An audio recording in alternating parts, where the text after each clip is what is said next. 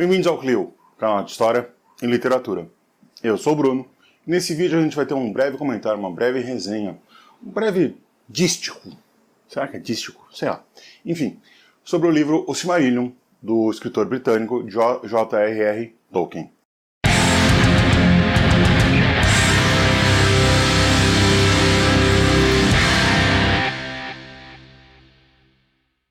Dois recadinhos antes da gente começar o vídeo em si. Primeiro, é para você já se inscrever aqui no canal, clicar no sininho, clica nesse bendito desse sininho aí. Porque quando você clica no sininho e se inscreve aqui no canal, você recebe todos os conteúdos que a gente produz aqui no YouTube para você. E é bom você clicar no sininho, porque como o Clio ainda não é um canal monetizado, o YouTube ele deixa para avisar quem não tem as notificações ativadas, ou seja, o sininho clicado, para depois. Então se você é fã aqui do nosso conteúdo, se acompanha o nosso canal, tenha certeza lá se o sininho, aquele botãozinho que está do lado do botão de se inscrever, está ativado. Na hora que você apertar, ele vai ter duas aspinhas assim. Aí é certeza que você vai receber todos os nossos conteúdos aqui do YouTube. O segundo recado é para vocês seguirem o Clio lá nas redes sociais. Os links vão aparecer aqui na tela e também na descrição do vídeo. E esse vídeo é um oferecimento dos nossos assinantes lá do Catarse. A nossa campanha de assinatura, ela está indo razoavelmente bem para um canal pequeno como o nosso, um canal minúsculo, na verdade, como o nosso. E se você tem algum dinheirinho sobrando, senão vai tomar 1 litrão por mês, entra lá no Catarse, www.catarse.me/Clio e conheça nossa campanha de assinatura. Lá, as faixas de contribuição vão de 5 a 100 reais e tem diversas recompensas caso você assine. E quanto mais vocês assinarem pra gente, mais nós produziremos conteúdo para vocês. Vamos falar então do Silmarillion. O Silmarillion, é bom a gente notar que ele não foi um livro escrito pelo Tolkien. Calma aí, já explico.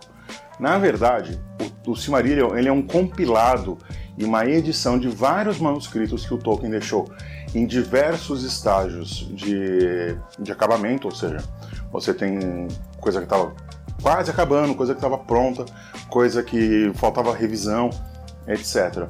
E isso tudo foi editado e compilado pelo seu filho, o Christopher Tolkien. O Christopher, ele sempre foi responsável, depois da morte do pai, pelo conduzir o espólio literário do pai. Tanto que o Christopher, ele faz a vontade do pai, que é nunca deixar o Senhor dos Anéis, por exemplo, fosse adaptado para o cinema.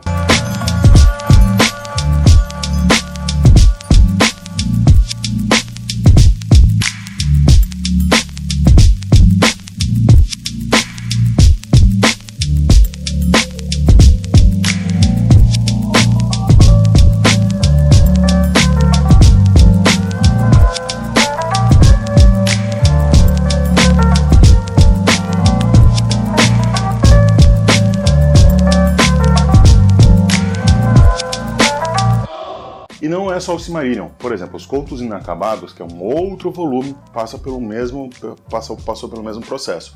O Christopher abriu lá o baú do pai, compilou os contos e aí editou tudo num livro só e publicou. Aliás, o Silmarillion está num estágio muito melhor de acabamento do que o Contos Inacabados. Sobre o livro em si, agora vamos falar sobre ele.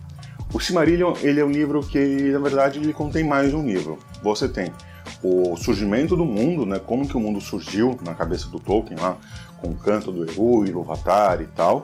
A história das Silmarils, que são pedras que contêm a luz de Valinor, que aí tem toda a história das Silmarils, tem a maldição do Mandos, tem uma série de coisas acontecendo. Você tem a história de Númenor, que assemelha assim, em partes com a história de Atlântida.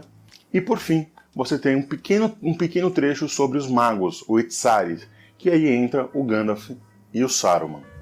Dessa forma, o Silmarillion ele não é um livro, na verdade eles são 4 livros compilados num só. Sobre o Silmarillion, o Canta Silmarillion, né, que é o livro principal, a parte mais grossa do volume, a parte principal que mais interessa pra gente aqui. Eu faço 4 leituras possíveis do Silmarillion. O primeiro é um livro de um romance, né? Você lê os capítulos como se fosse um romance, você vai lendo capítulo por capítulo, os personagens vão se desenvolvendo, eles vão crescendo, você tem a ação, você tem os diálogos, você tem tudo que está acontecendo nesse enredo que envolve as Silmarils, as 3 Silmarils. Você pode ler ele também como um livro de contos soltos, ou seja, você pode abrir uma página e simplesmente ler. Eu de vez em quando faço isso, quando eu tenho dúvida de algum personagem, de alguma coisa, eu vou lá, abro, leio e consulto. E esse livro de contos, ele tem um arco, um conto-arco, né? Ou seja, ele tem uma história, um arco-romance, digamos assim, que é a história das Silmarils. Todas as histórias, todos os contos presentes no Silmarillion, de alguma forma, tem relacionado com as Silmarils. Então você pode ler ele como romance ou como um livro de contos avulsos que tem esse arco romântico. Esse romance arco. A terceira forma é ler ele como um livro de história. Sim, história. História como ciência histórica. É como se você lesse um livro sobre a história da Terra-média, como se alguém estivesse narrando para você, principalmente daquele jeito antigo que os gregos já narravam a história, contando os grandes feitos, os grandes homens da Terra-média. E aqui é interessante notar que a gente tem a chamada Imaginary History, ou seja, aquela história imaginada, de um lugar que não existe fisicamente, mas existe em termos literários. Dessa forma, o que nós temos no Silmarillion é um recheio para quem já é fã do Tolkien e quer ainda mais profundidade para suas histórias. Imaginary History é um gênero literário / histórico que cada vez mais tem crescido na literatura, principalmente no campo de fantasia, porque é nesse campo que a gente consegue ter a mais vasta concepção de outros mundos que não existem em termos reais, mas existem em termos imaginários. A quarta forma que a gente pode ler é uma forma um pouco mais metafórica, talvez, que é um manifesto literário pelo Tolkien. O Silmarillion talvez seja a forma que o Tolkien mais gostaria de ter escrito ao longo da vida. Se você comparar o Hobbit, que já foi tema aqui de vídeo no canal, o link está na descrição e nos cards aqui em cima. Se você comparar o Hobbit com o Silmarillion, você vai ver uma diferença estilística enorme. O Hobbit é quase uma história de ninar, é quase uma história para criança. O Silmarillion, ele já tem todo um aspecto linguístico, todo um aspecto histórico, filosófico. Para você ler o Silmarillion, apesar das histórias se passarem antes, você já tem que ter algum contato com a obra do Tolkien. Ele parte desse pressuposto que você alguma vez na vida já leu ou conhece alguma parte da obra tolkiana. Então, o Silmarillion é um livro muito difícil caso você nunca tenha lido nada do Tolkien e quer começar justamente por ele. E eu recomendo para você ler algum livro antes, ou o Hobbit, ou O Senhor dos Anéis, para depois ler o Silmarillion. Aliás, o Silmarillion é um livro que a cada 2 anos, mais ou menos, eu sempre releio. O Silmarillion ele tem uma beleza poética muito grande. O Tolkien aqui ele se esforça muito para fazer um livro bonito, uma narrativa que seja bonita. E aí você tem diversas histórias que são muito bem escritas e muito bem narradas pelo Tolkien. Vale a menção para a história de Beren e Lúthien, que aliás era o alter ego tanto dele quanto da esposa do Tolkien. Além da história de Beren e Lúthien, outras histórias que valem a pena a gente notar aqui, que tem uma beleza ímpar no Silmarillion, é a história do Tuor e a história de Húrin, que são anti-heróis ou outras formas de heroísmo. Aqui é interessante notar que como o Tolkien ele trata diversos arquétipos ao longo do Silmarillion. Você tem a donzela em perigo, você tem o anti-herói, você tem o renegado, você tem o traidor, você tem diversas formas de como explorar esses arquétipos literários que o Tolkien vai conduzindo ao longo da narrativa. E é bom lembrar aqui que no Silmarillion, assim como no Senhor dos Anéis, a gente vê transparecer ainda mais a influência do cristianismo que o Tolkien tem. O Tolkien é um cristão devoto, ele sempre foi muito cristão, tanto que o deus máximo lá, ele chama Eru Ilúvatar, que uma tradição bem rasteira do élfico seria o único, o deus único. E até a criação do mundo tem uma influência enorme do cristianismo. E essa dualidade entre moral positiva e uma moral negativa, ou seja, o bem contra o mal, sempre batalhando.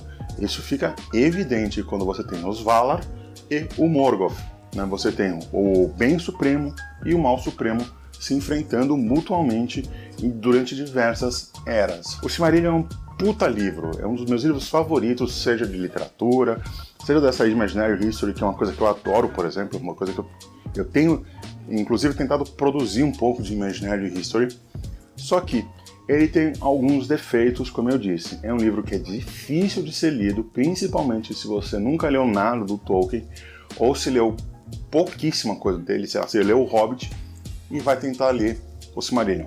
Não vá por aí. Começa pelo Senhor dos Anéis, ou começa pelos Contos Inacabados, ou sei lá, espera HarperCollins lançar a História da Terra-média, quem sabe ele sai aí. Ou você pode pegar esses livros que são contos que estão sendo, que o Christopher, ele aumentou, que saiu já a Canção de Húrin, você tem a Queda de Gondolin, tudo isso pela HarperCollins. Então, o Silmarillion não é um livro introdutório para a obra tolkiana, ele é um livro de recheio, ele é um livro que, se você leu O Senhor dos Anéis, se você gostou do Senhor dos Anéis e quer mais informações, aqui dá para se lambuzar com ele. E o Silmarillion talvez seja o livro de fantasia que eu mais li e reli na minha vida. Essa última vez eu li justamente para tirar algumas dúvidas que eu estava com alguns personagens e para fazer uma abordagem sobre os personagens, sobre esses arquétipos dos personagens que o Tolkien utiliza.